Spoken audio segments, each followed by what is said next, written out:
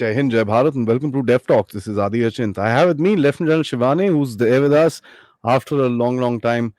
Someone who's connected with mechanized warfare within the Indian Armed Forces. Guys, I must recommend watch his videos about mechanized warfare and many other things that I've done with General Shivane on the platform.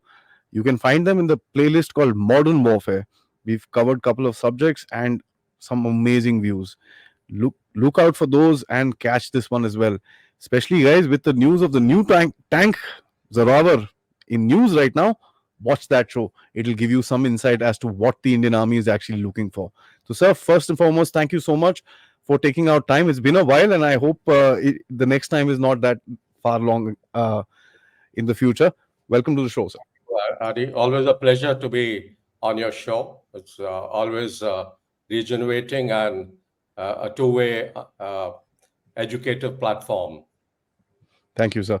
Sir, let's talk about today. Want to have a thoda sa open-ended discussion with you with regards to Israel. There's so much narrative. Even I cover the events.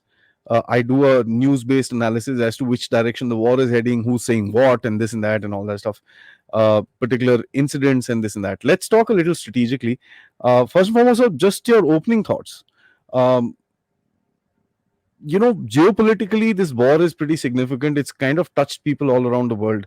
So, how do you see this as a geopolitical event? And is it any different from the hundreds and thousands of fracases that have happened between? Let's just focus on Gaza and Israel at the moment, sir. Okay. Adi, firstly, let me say that the wars in the 20th century were fought to ensure peace. But the wars in the 21st century are fought to shatter peace.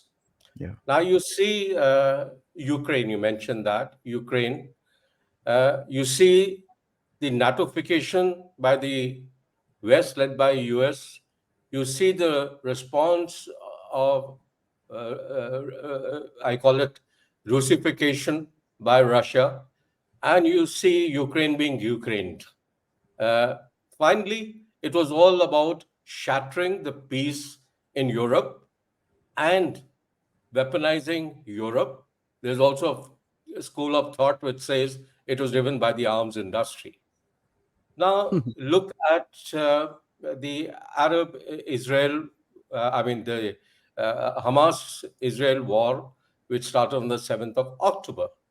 Again, there were peaceful overtures which were taking place, Arab Accord, something between the Saudis and the Iran, some connectivity talks, and then peace was taking some sort of a shape in Middle East at the expense of putting the Palestinian cause in the back burner and the militant groups like Hezbollah and Hamas in the back burner.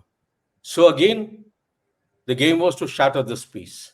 So wars in 21st century are fought to shatter peace. The policy objectives have changed from creation of peace to seeking justice through war. And ironically, both are increasingly failing because justice for Palestine does not come at the cost of Israel by brutality and perpetuating, terrorism by Hamas or Hezbollah as such. Neither does justice for Israel uh, does not come at the cost of innocent Palestinian lives and their continued misery and their staying in a open air prison. So these things have to go beyond war, which unfortunately does not happen for a lasting peace. Now, coming to your specific question, how do I view this geopolitical event in the present context? Now, let me say that few recent developments in the Middle East have redefined the global context and its fallout. And let me amplify it by saying one, the US brokered Abraham Accord that shifted the regional politics from an Arab Israel binary setup to a more complex geopolitical context of coexistence and peace in the Middle East. Two, the Chinese brokered effort for a Saudi Iran detente could have been a turning point in global politics, a paradigm shift from the hatred and animosity that exists between the two nations. Three, you've seen that post pandemic, there was economic recovery or efforts to that extent. And then came the Ukraine war and the energy crisis, and the economy again went into a doldrum. And this slowly was bringing to the front the importance of Middle East as a geo-economic center for energy and creating stability in the economic sphere as such. But again, it didn't suit many. And then there Hmm. was a question of the global integration initiatives that were being proposed for the Middle East, like our own IMEEC, which is the I mean, India, Middle East, Europe Economic Corridor, which was launched with much of fanfare in September. So the short and tall of it is peace was to be shattered as the cause of Palestine was being diluted. The, the militant groups are losing their standing, and the Arab world was slowly distancing itself from Islamic terrorism like Hamas and Hezbollah. So, therefore, in the light of these geopolitical contexts, the impact that was intended to be created by this shattering of peace on 7th of October was that it again brought to the forefront the Palestinian cause and the reality of a two nation theory which were being buried for some time. Two, to my mind, it has brought to the fore the global war on terrorism and three aspects of it. One, I think you breed evil and the evil will strike you back as or will boomerang you back. The US did it in Afghanistan. They, their CIA, along with Pakistan, created the monster Taliban, and then it fired back in them. Look at hmm. Pakistan, the hub center of all terrorism, which also is state policy for them. What are they facing today by TTP and the other militant groups? Israel also brought in Hamas to create a division between Yeah. West Bank and Gaza. And there was a mutual understanding that they will allow certain aid to come in as long as they don't take a violent form. And the, they remain separate from the West Bank and Hezbollah and their efforts for Palestine. It again fired back. So that is the first point I wanted.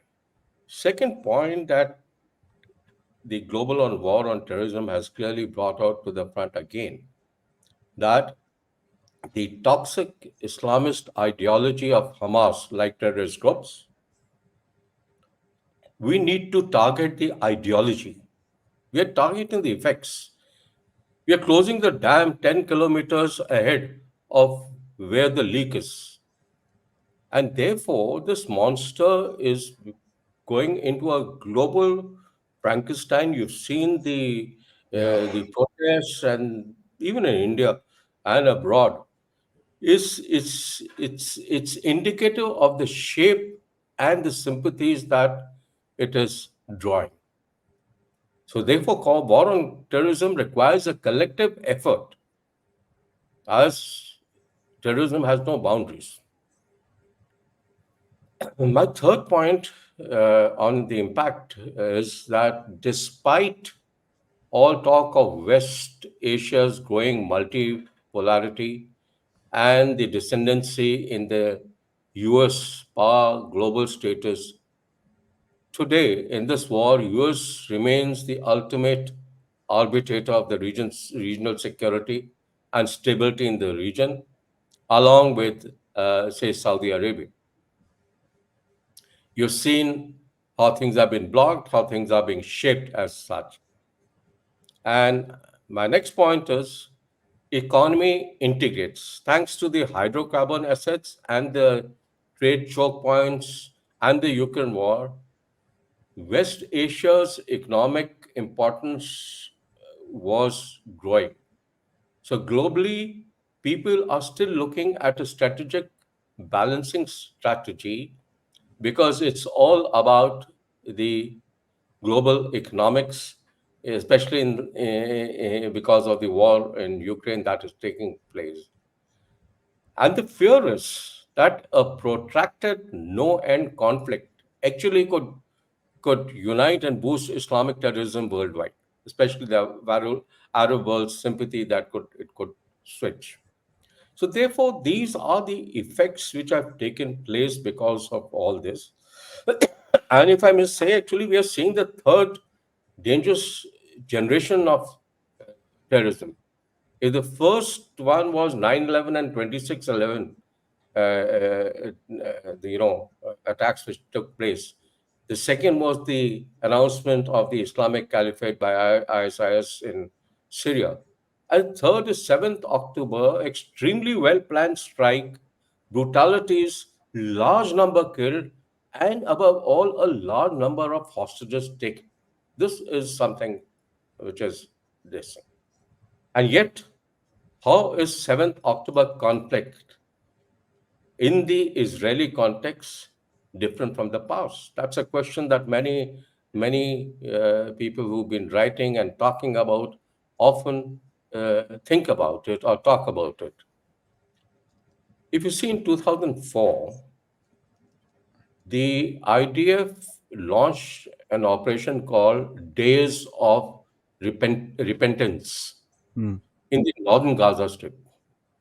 It was an operation which was there for 19 days. Nearly 130 Palestinians were killed, which are essentially Hamas leadership. Yet it revived. Yep. Why? Because ideology remained ingrained. Kill an ideology. Yes, sir. Yeah. So killing, it's like cutting a creeper, and you have more branches coming out, but you not address the root. So ideology remained engraved, and therefore, even after Israel was forced to leave in 2005, and in spite of all the operations that they launched thereafter, 2008, 2012, 2014, in fact, and even 2021, 11 days this thing, which are Hmm. basically strikes taking place and little limited ground this thing. Uh, what stood apart is this, what they call mowing the lawn is not working. It's not addressing the cause. It's only addressing the effects as Hmm. such. And therefore, Operation Al Aqsa flood took place, and the Iron Sword's response took place. But if you see why this particular one from all the five or six against Gaza was different, one to my mind was the intensity and brutality of the attack by Hamas. It is unprecedented. 5,000 rockets of enhanced range. Where did it come from?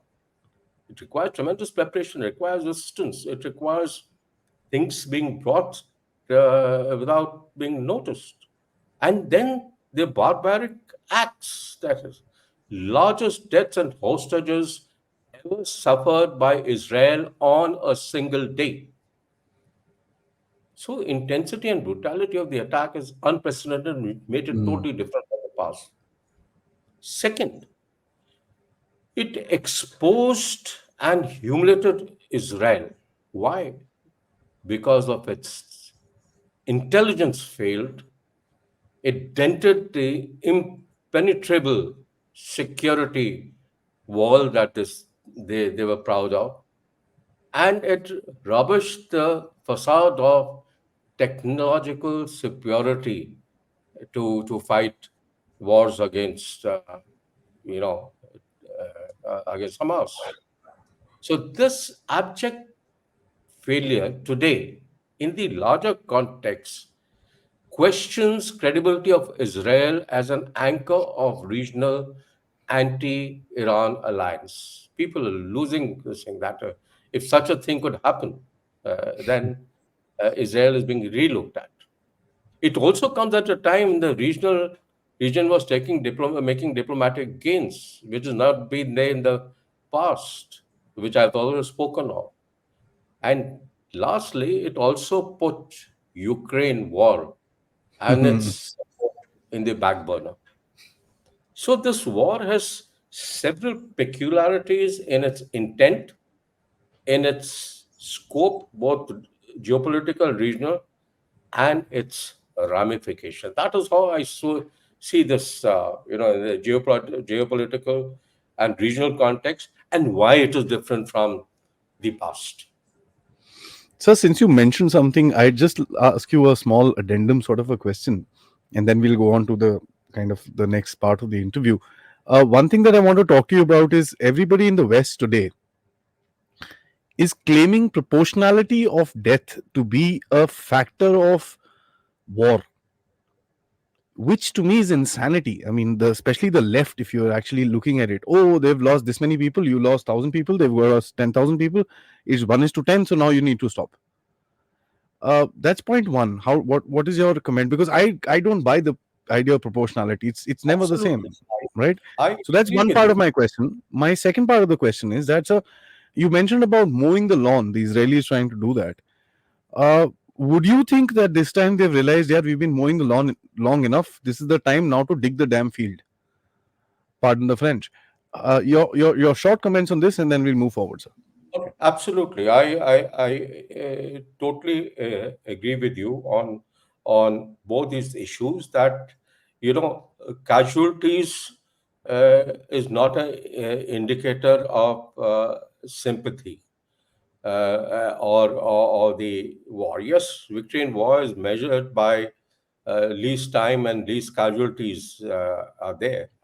But then I read somewhere where Israel actually said that if you compare the casualties that happened on 7th October with the size of the nation and then proportionately put it to Yeah. Saudi Arabia or in fact to US, 9/11, it'll go into several multiples, Yes, sir. 14 times the multiples as such. So casualty does bring in a psychological factor to war, and today's war when they are exposed to the global screen, a sort of sympathetic wave in terms of giving a boost to information warfare. Mm. You know, so these casualties are mixed with information warfare, deep fakes, and converted into scenes and into narratives that makes good evil the evil and the evil the good. So I don't buy, like you said, on these on these casualties at all. Now, coming on to your second aspect, which is what was it, Adi, that you mentioned about? So, I mean, enough of mowing the lawn. We've Yeah, tried okay. this 10 times before. It doesn't work. Let's just go dig the field up. So it's time to, because deterrence is by two aspects: Mhm. deterrence by punishment and deterrence by denial. Deterrence by punishment is addressing the effects, not the intentions. It is affecting it is reactive in nature, and it is something like a assured retribution, but it doesn't affect or it doesn't address the cause as such. So, deterrence by punishment is not a means to deter terrorism where the ideology of hatred and violence is deeply ingrained. It has to be changing and digging and changing the ground. Yep. You have to uproot the roots and then uh, have a fresh soil and plants more peaceful uh, aspects of nature into it. So I think there would be a realization of this mowing the lawn is not a strategy that works That well. works. I mean, it's amazing the kind of narratives that are coming out of this war. So it's really amazing to study. Uh, so any conflict has to have a goal, has to have an objective. Uh, it's not like the Pakistanis that you start a war and then you kind of figure out ab kya kare yaar, phas gaye. What is the strategic objective that the Israelis have kept for themselves? They keep talking about the elimination of Hamas. Now, we just discussed that killing an ideology is not that easy. So, are they going to just go after the structure of Hamas, the leadership of Hamas, the uh, I don't know, the setup, the establishment of Hamas, if I may, leaving the ideology aside? So, what do you think would be the political military objective that would have been given to the IDF? That boys, this is what we want. Absolutely. Well, this war is about you know uh, justice and punishment as such. It's like out of the Shakespeare, Yeah, all the time, but it doesn't work that way. And Israel has very clearly stated initially by its defense minister that it has three objectives. One is the release of hostages, hostages. which actually hurts them a lot because it's a hurt nation pride. Yeah, You know, that was one. Second, they said, is destruction and dissemination of Hamas military and political leadership come infrastructure. They've talked of leadership and infrastructure. And third is making the area secure from future threats to Israel. Yet, yet, there is no clear political military desired end state. After all, war by the military is launched on a political directive which has a strategic end state. hmm. That remains a question mark. That remains a question mark. In fact, the conflict termination profile and the end state is also there, it lacks clarity. So, what seems missing is what is the conflict termination profile? And subsequent to that, what is the framework for transition to sustain peace? And like I have mentioned one of our article, a shift from tunnels to tranquility. You know, so to my mind, two key strategic issues need to be addressed. One, identifying and targeting the Hamas center of gravity, an aspect of military, an aspect of political initiative, and an aspect of social reforms. Correct. Two, evolving a framework of transition to peace post ceasefire. Now, let me amplify this. When I talk of targeting the Hamas center of gravity, and traditionally, center of gravity is the biggest source of strength of a force, of, of an organization, force, whatever we call it. And to guard this, there are paths which lead to its critical vulnerabilities. So, if you analyze the Hamas center of gravity, the challenges that come forth is whether it resides in its leadership and infrastructure, or it resides in the people, or it resides in its ideology. There may be multiple centers of gravity. There may be a military, there may be a political, there may be ideological center of gravity. But it is critical to acknowledge that the impact on ideology can render the others irrelevant. I repeat, the impact on ideology, if you address the ideology, the others can be rendered irrelevant. Their toxic leadership, their war waging infrastructure or terror infrastructure, It all, yeah. and others that you may look at. So, ideology is the center of gravity. Gee. The critical parts of vulnerabilities are your leadership, infrastructure, the people, the political leadership.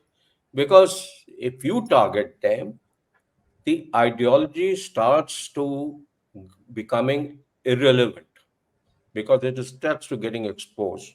Well, these are the critical vulnerabilities. And once that happens, is the time when your political and social reforms, initiatives should complement the military, which has created a condition conducive for the political and social initiatives to come up to give a better option and make this ideology absolutely relevant and make the people feel the difference and for their own development, growth, and the generation, rubbish this ideology.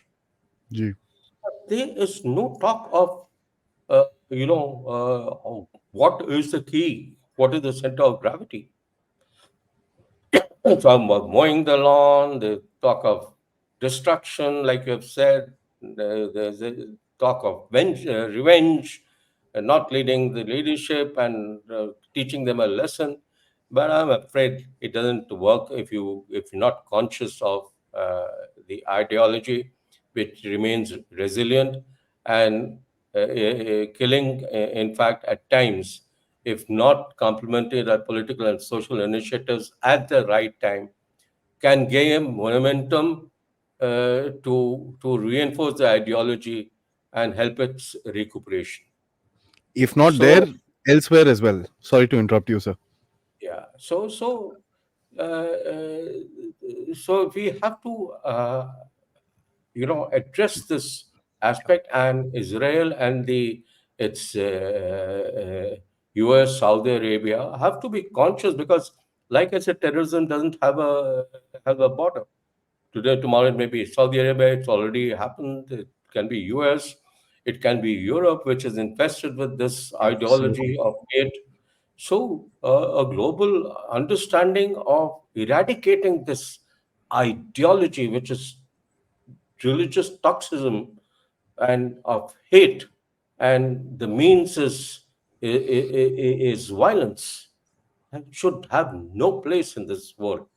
And people should be able to drive this away. So it requires military actions, yes, but it requires military action to address those, like I said, critical vulnerabilities to create favorable conditions for political solution. Uh, That's the long-term challenge where Hamas narrative should be rubbish and better options beginning. And finally, also along with this, let us face the fact that conditions in West Bank and Gaza were like open prison. You have to have a balanced view. Uh, And And that is the fault of pretty much everyone in the region. It's not, so the mm, people were being swayed towards a different narrative, a different view. yeah. So acceptance of a two-nation theory by Israel, which has done too, is a reality that they must come in term for their own good, for their own good. So short and tall of it is we require a comprehensive approach of both hard, soft, and political strategies which see a long term vision, not the just battle, immediate battlefield as such.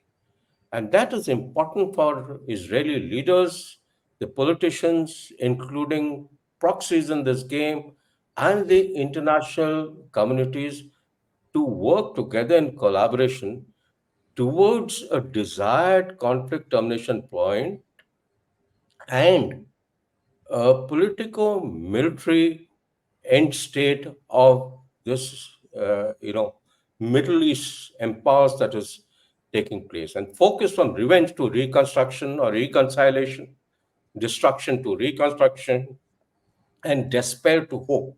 And like I repeated, I'll repeat again, I found that a little catchy, from tunnels to tranquility.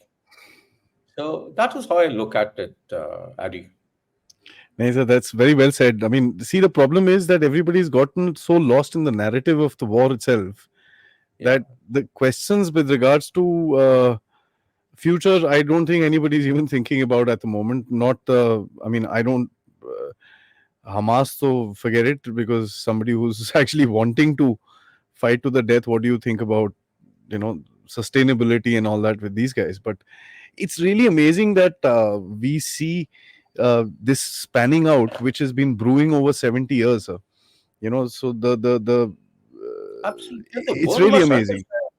World must understand Hamas is one name. Yeah, there are You hundreds see of these the guys. larger picture of the ideology spread across the globe today. Yeah, hundreds of them, sir. Europe, Asia, India, everywhere you see the ideology which is spreading. We are seeing, Absolutely. we are seeing, I don't want to be alarmist. You're seeing the tip of an iceberg. If you don't address the base today, I think we will be in a very, very, in a world which will be much more violent and toxic for And our we've future seen it as generations. well, sir. We've seen it as well. When the ISIS came through, we've seen what actually happened to a large region. So, Absolutely. so moving forward, one of the things that I'd like to talk about going forward is that the biggest challenge for the IDF, and somewhere down the line, with the reports that are ground reports that I'm following right now, you can see that they've been able to meet up with that challenge to a large extent. These is the tunnels, right? The reports say that 130 of these tunnels have been destroyed. They've been daily raids on them. They're using what, sponge bombs, they're using acoustic bombs, they're using something, UGVs, underground, UGVs and stuff like that. unmanned So that is ground aerial. I vehicles. mean, I'm talking about ground warfare itself. They're using No, I'm different kinds talking of, about unmanned ground vehicles, yeah. robos, So which hmm, are they're put in they've tunnels. sent in dogs into it. They've done a lot of stuff. So that, to a layman, that tells you that they've had some planning with regards to tunnel warfare. Now, this is something which has not been spoken about after Vietnam, sir. How do you structure this thing in modern warfare today? Are we going to see a resurgence of something like this? Because we also saw a hint of this in the salt mines in eastern Ukraine. So, how do you kind of see this entire game, sir? Even in our strategic community, when we talk of, pardon me, when we talk of multi-domain warfare, This is we another talk domain. of basically seven, you know, land, air, sea, underwater, cyber, space, and cognitive domain. It's normally six, but people add cognitive domain because of perception management and information warfare taking place. But what we forget is something which is existing since the caveman in the primitive times, which is the subterranean warfare. Tunnels and warfare have long existed. The only thing is that maybe they've not been played up or they've Yeah. not brought in so much of a impact. But you see, Iraq. You spoke of Vietnam, how the Vietcongs in the entire jungle took place. You see Afghanistan, Tora Bora, Hmm. uh, where they couldn't target Osama bin Laden. He had to, they could only pick him up in Pakistan. You see Syria, there's talk of Ukraine and Mariupol also, tunnels being dug. Uh, there are talks of even sewages being used as tunnels, and now Gaza. Now this area of Gaza, West Bank, uh, is known to invest in subterranean warfare, and there's nothing new Hmm. uh, as such.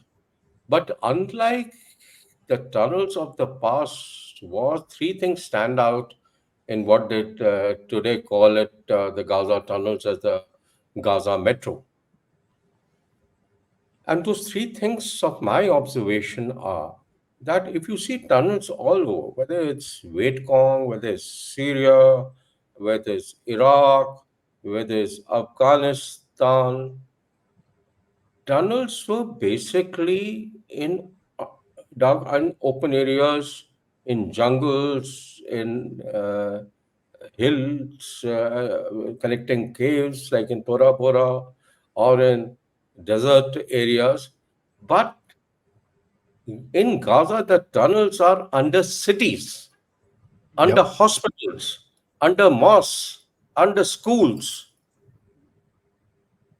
So this adds a more complex dimension to tunnel warfare or subterranean warfare. Second, in this instant case, the challenge of hostages being held in the tunnel has further multiplied the complexity. You can't be gassing them, you can't be flooding them, you know. And third is unprecedented complex network of tunnels, which is self sustaining, multi tiered. It's supposed to be, uh, you know, they say 500 kilometers and a depth of 40 to 50 meters. You can't use an aerial weapon, you can't put satellites, you can't have seismic sensors to have that depth. And this adds complexity to its detection and destruction. So these three things stand out in the tunnels in Gaza, known as Gaza Metro as such. Now, tunnels in urban combat, as it is when they are under cities or in this city complex, they offer four layers to be addressed. One is the skies, rockets, missiles, air power. Second is the tall buildings where hostile elements can be taking refuge. Hmm. Third layer is the rubbles and moving through them with the speed and being exposed. And fourth is the tunnels, which can be used by the adversary for defensive and offensive operations. It all go down when it's not convenient, pop up, shoot, go back. So, tunnel warfare can result in an urban environment, can result in collateral damage, which brings it a negative impact exploited by multiple narratives built by information warfare. And that has beyond a physical, a psychological impact today on the conduct of warfare. Operations. So Hmm. tunnels may not win the conflict, but they have, particularly to non state actors and terrorists in recent times, appealed to overcome asymmetry with the adversary. Another important facet, Adi, is the understanding of space, time, force, and information factors in the light of subterranean warfare in an urban environment and how it creates complexities. And look at the Hamas Israel war. Tunnels denies Israel force gaining advantage of time. Hmm. Firstly, time has many factors. The initiative or reactive, in this case, or preemptive and reactive, it was in fact reactive. So the first aspect of time was lost. The second aspect is the duration or the extent of time, because with tunnel warfare, the the momentum of frequency or tempo of operations, execution tempo, gets slowed down. So the Slow down. duration of time gets exploited, which is an advantage to the defender and realism itself. Hmm. Now we spoke of time. Now look at the space. Again, tunnels in an urban environment deny spaces for the attacker in terms of space geometry. And that also, along with the collateral damage effects and its negative. And in turn, these spaces are advantages, like I said, both for defensive and operational actions to be taken by Hamas. Third, the factor of force. Urban warfare and tunnels, it restricts optimal force application.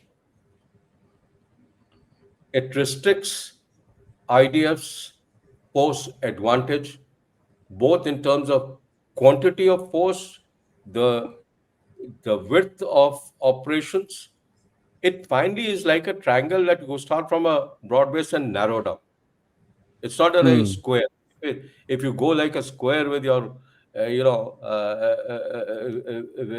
wide offensive, then you destroy collateral damage. So therefore, it dilutes the idea of force advantage, both in quantity and in dimension.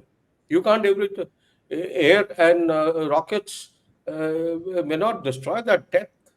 Your satellite imageries, your intelligence may not be so effective. So therefore, uh, these things have to be understood of the complexity of subterranean warfare and tunnels in an urban environment, especially in the Hmm. light that we Hmm. see in 21st century with information warfare and cyber coming up is is all about gaining the objectives in least casualties and minimum time. And both Ji. these gets compromised when you go in a urban environment infested with tunnel, and that helps out the fourth factor, operational factor, which I spoke of, is information. Information warfare advantage will shift to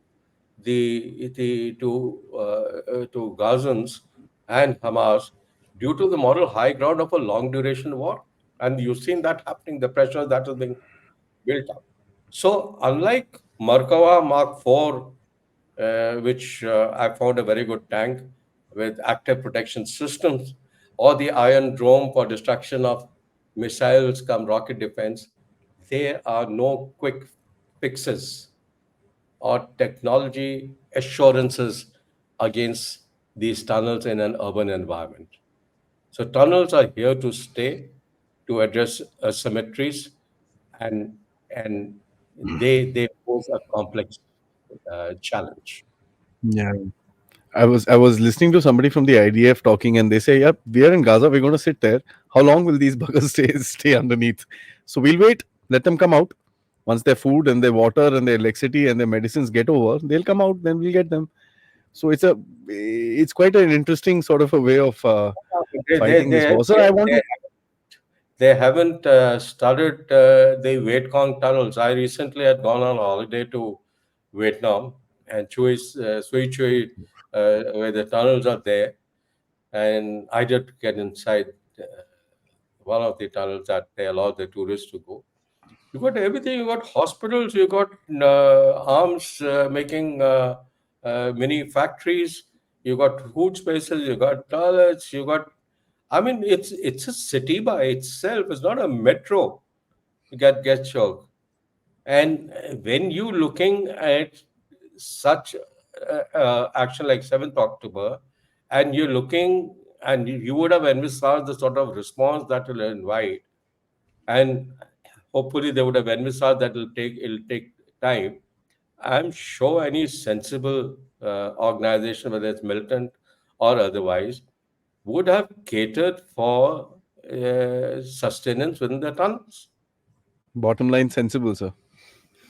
Yeah, Just kidding, just kidding. So there's one interface that has actually played up quite hard. Although this Ukraine war also played up a certain interface in terms of a human response to it, but it wasn't. I mean, the response was more in mainstream media, where the media was shrieking and shouting, and these politicians were running around asking for sanctions or pushing sanctions or all that. So it was more of a media rhetoric. On Saturday, Sundays, when these politicians were on chutti, there was no rhetoric. Monday morning, again, the rhetoric would start. But in this war, we've seen an impact on people, right? And I firmly believe you're free to correct me if you feel I'm wrong, that the Chinese have taken complete advantage of the situation. They have used TikTok to kind of infiltrate the West and literally break down their societies. Why I say this, sir? Because Harvard recently did a survey, and they realized that between 18 to 24 age people, 51% people support what's happening. I mean, what Palestine support the Palestine cause, and some of them also do support Hamas. Whereas in the elderly, it was just about 5%, and that has been attributed to a large extent to TikTok. Now that's very interesting to me. And TikTok came out and said that they've taken out 925,000 videos, and that they've said about 2 weeks ago. Now, technology and the human factor. You spoke about information warfare. We've seen these protests, and funnily speaking, people openly are justifying Hamas. Leaving alone the semantics of these things, how do you kind of put into perspective the human and the technological factor, which is actually not used that much in war, but I guess it's used more towards influencing the mind. absolutely.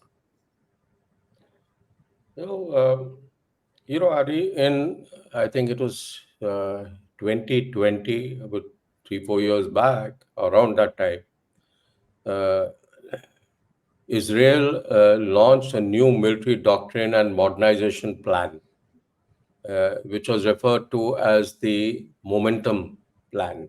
Remember reading it some time back, Yeah, yeah, uh, yeah. you know, just after COVID or during COVID times, I think.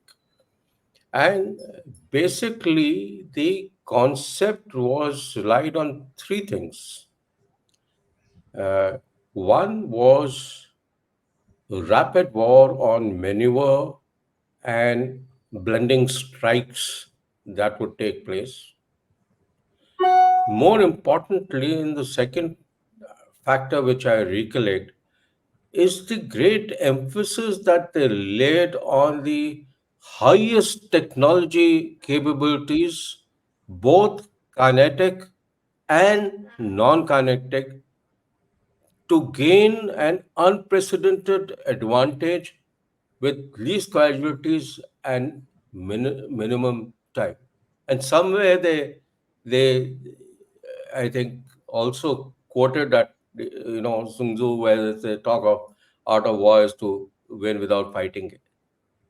They talk of the non-kinetic capability, and the cyber capabilities of Israel, and the even the tank technology and the electronics, albeit systems are indeed very very good. And the third thing they spoke in this momentum plan as such was the aspect to deter any aggressor by assured retribution by technology punishment. You know, yet 7th October happened. They were blinded. We talk of the 1962 blind men of Hindustan. It was today the blind men of Israel. And Israel is back to fighting on ground in a bloody urban war. Yep. So the point is, and I'm a proponent of technology being used, but technology must be understood, adapted, and exploited by the human element. So, technology is a force multiplier. But what does it multiply? It multiplies the force. Never forget that. It multiplies the force. The force is more important. The man behind the machine cannot be replaced. It enables him to fight smarter. So, technology superiority does not guarantee military success. It acts as a enabler, not a panacea of all things to be overcome. Those who understand warfare in its depth would agree with me that there are two components of warfare: the art of war and the science of war. And I'm not talking of the nature of war, which is constant, and the character which keeps changing with technology. I'm talking of the art and science of war. Hmm. And in this art and science of war, the art takes precedence because art is all about leadership, quality soldiers, their training, cohesion of the unit, their morale, their motivation, the streamlined organization suitable for in the context in which they are fighting. And science of warfare is technology and means to help the art optimize the capability. What Israel forgot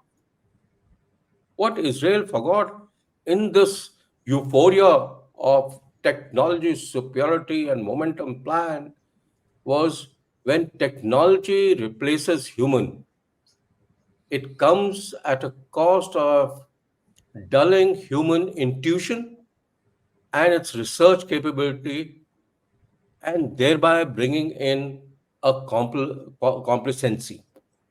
I remember when, in our younger days, as a captain or a major, this government GPS system came in, and we had a handler, this thing, and we were using satellites for navigation. A total change from when we joined using the magnetic compass and all that. Then came the T-72 with quadrats, and but one thing remained, and I ingrained that even in till the time I was in service. In during the conductor training exercises, blind yourself from the technology and say, "Now, next 24 hours you'll progress." There is no satellite, nothing. You don't have a compass. Astral navigation.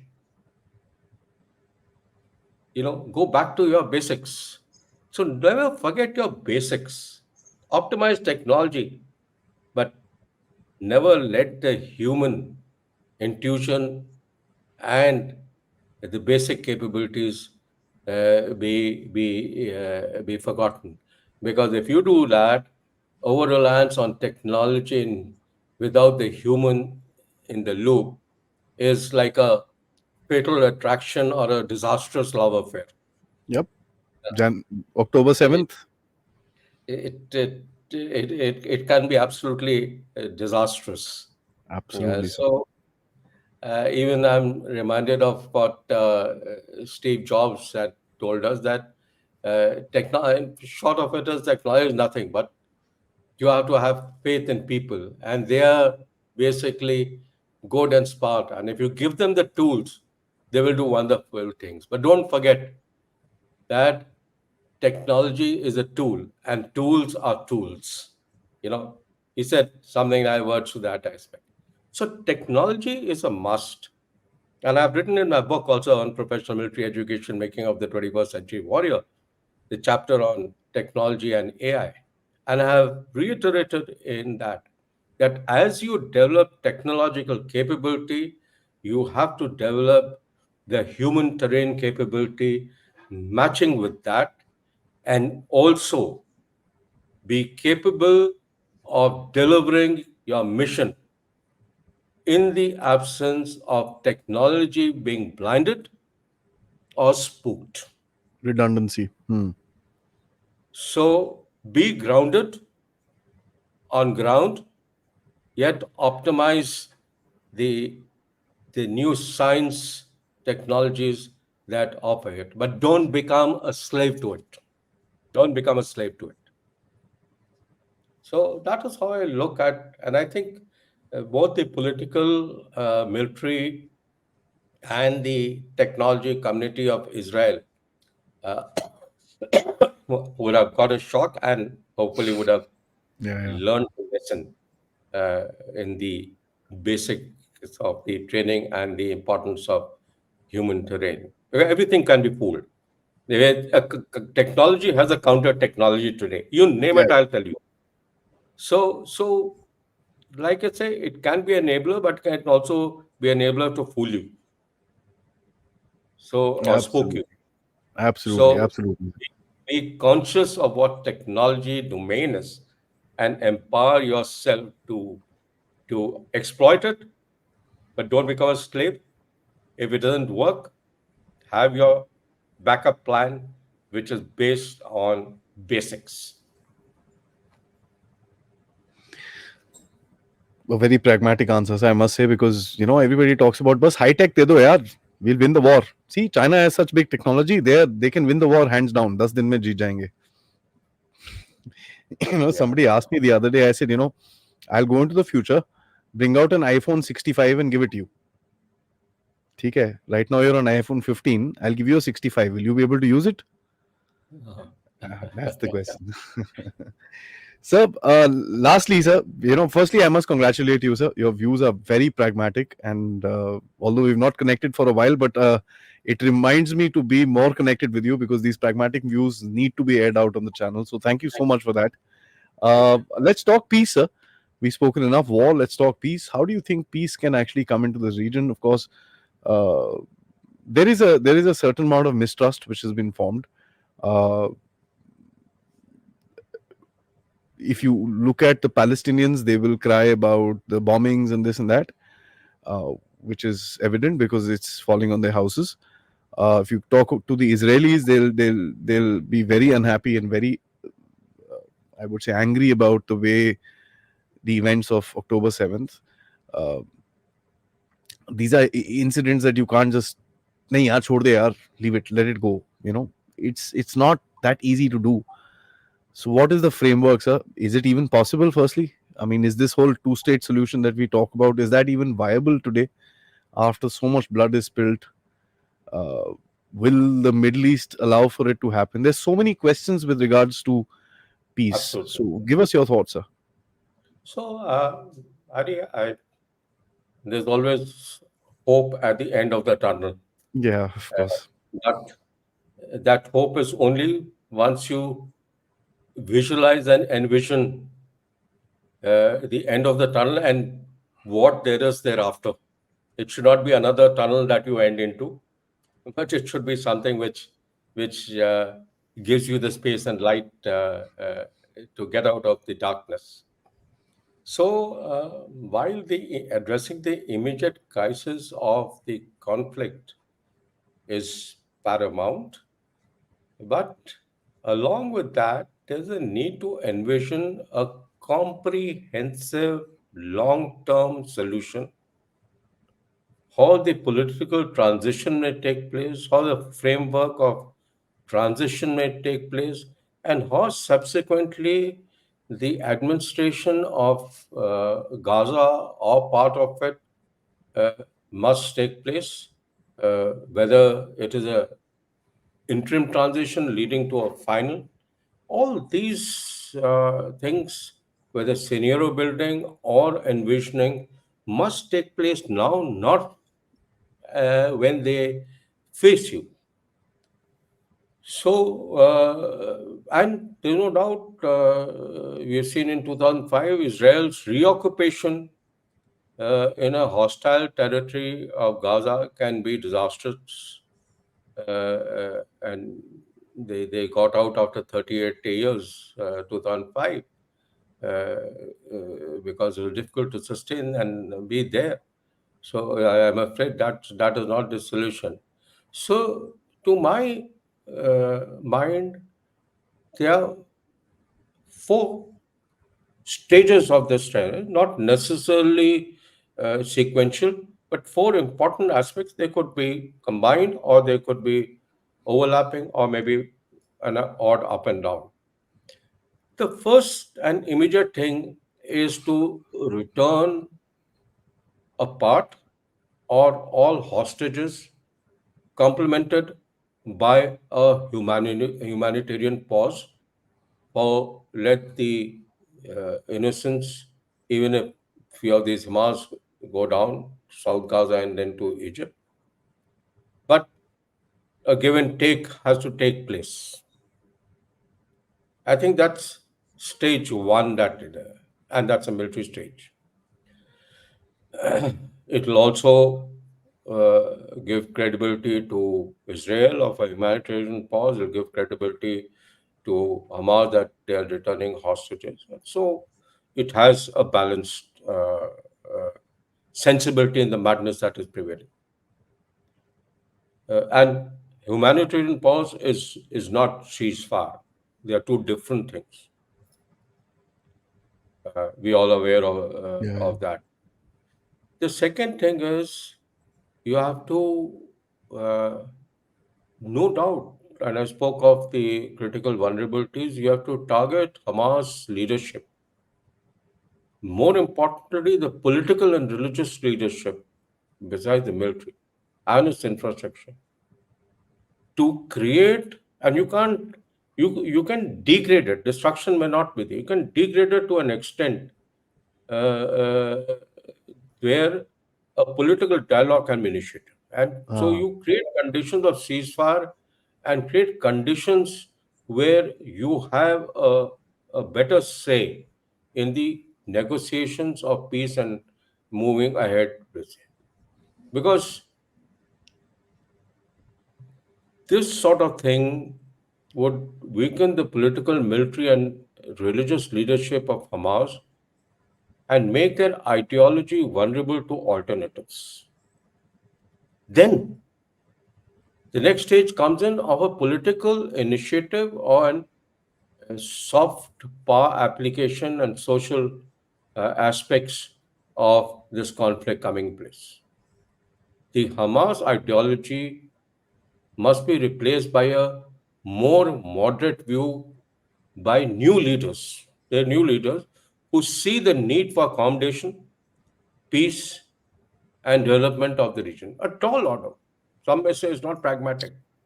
But then, like I said, there is the only way is a hope there. And this new leadership must be integrated into the framework of transition, which has to be played not only by Israel, but also by global powers, particularly US and the Arab world, Saudi Arabia, etc., in shaping the way forward. India can also play a role, an important role, because it has a balanced view of Palestine and Israel as such, including acceptance of a two-nation theory and allowing greater autonomy in the regions of West Bank and Gaza for a better quality of life for the people in both West Bank and Gaza Strip, who are presently living in open prisons and being suppressed. There's no doubt in that. Along with this political initiatives, to build and trust, it takes time and it requires verification also.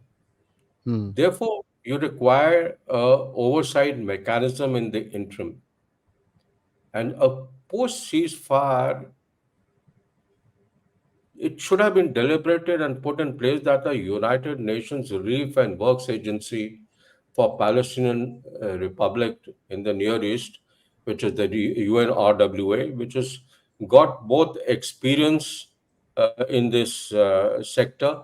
It's has understanding of the human development of Palestinian areas and the peculiarities of that, and this could play a crucial administrative function initially to to fill the void and bring in trust from both sides, because they have they're well positioned to take on such responsibility because of the experience and understanding of the socio-economic conditions of the and done it in the past.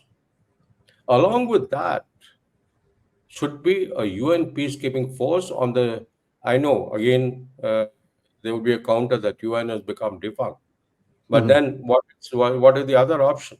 I think a UN keeping peacekeeping force on the lines of UNIFIL and UNDOF with a very balanced participation by countries which Israel trusts, as also Israel Arab states uh, Trust uh, both are sides. brought. You may have UAE, you may have Saudi Arabia, you may have Jordan, you have Morocco, you may have Egypt, and you may have India. So there is a certain trust.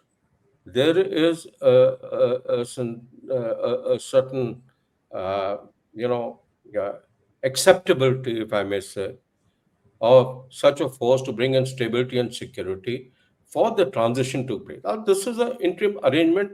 It's like creating the two sides, out of the conflict, creating conditions, getting the people, transition in the Hamas leadership, relook from Israel's side on the need for a two-nation theory, and finally, when it may take time, but finally, when these things mature and get into place, then the UN force can relinquish its authority to a new and a reformed Palestinian authority, who should take over. And a Palestinian authority, not the present one, but it should undergo political reforms in this time when the interim arrangements are being, address issues of corruption and leadership that it faces today, and enjoys the confidence of the people and the trust of the polity with an ideology of peace, coexistence, tranquility, and development for the people. So, to my mind, these are the contours on which there should be greater deliberation, understanding, envisioning, and looking at by all players and proxies and people in the Middle East, US, and all others. But the critical part for success is basically two things which have been harping. One is acceptance of a two-nation solution which allows greater autonomy and better life.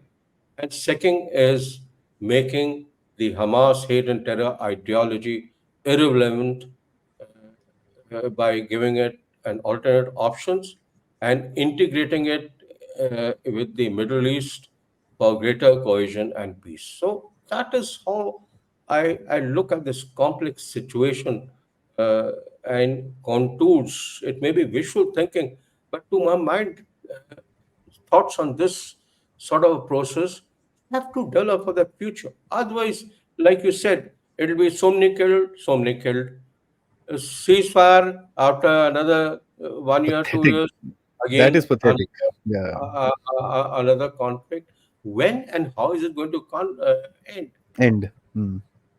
That has to be thought of. That to me is pathetic. I mean, I watch these Western media channels and they say, "Oh, you don't have any." I mean, even I get that rhetoric. You're what? You're a baby killer supporter. Yeah. I mean, how do you argue with such people? You're like, so one day somebody asked me, and I asked him. I said, Do you realize how many people were killed in the so-called just invasion of France in 1944? It was done by the right guys, right? Do you guys know how many French people were killed? People didn't know. It's 60,000. Was that justified? I mean, we Mm. had that guy in England doing a interview. One of these chaps doing an interview with Piers Morgan, and he said Winston Churchill was a war criminal. Although I would agree with that, with what he did in India, but that's not the logic the guy was applying. He was applying the logic that more Germans died in the Second World War, so he's a war criminal. Now, The this is a irony very of the present situation, Adi, and that's what actually, in a sense, hurts me. And I've written a few articles, also quite a few on the Hamas-Israel war. But the irony is, everyone is talking of the war, everyone is talking of the problem, everyone is talking of the casualties, but no one is imbibing or throwing any ideas into how to resolve it. a ceasefire Whether karo. it's the Western world, whether it is international Absolutely. community, everyone is talking of this. And you have a Riyadh conference. It is, how do we, uh, I mean, how do we tackle Israel in a very draconian manner? Mhm. But no one is talking of how do we bring peace and tranquility into this entire setup. You know, what are the contours of it?